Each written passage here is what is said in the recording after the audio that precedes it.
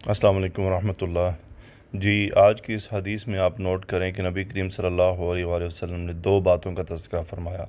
हदीस को गौर से पढ़ लीजिएगा। एक बात कि आमाल में जल्दी करें, नेक आमाल जल्दी करें फ़ितनों के आने से पहले, और दूसरी बात दीन को दुनिया की खातिर बेच देना। नेक अमाल में जल्दी करने से मुराद ये है कि फ़ितने इतने कसरत से बढ़ जाएंगे कि इंसान फ़ितरों में मसरूफ़ हो जाएगा और उसको नेक अमाल करने का मौका नहीं मिलेगा।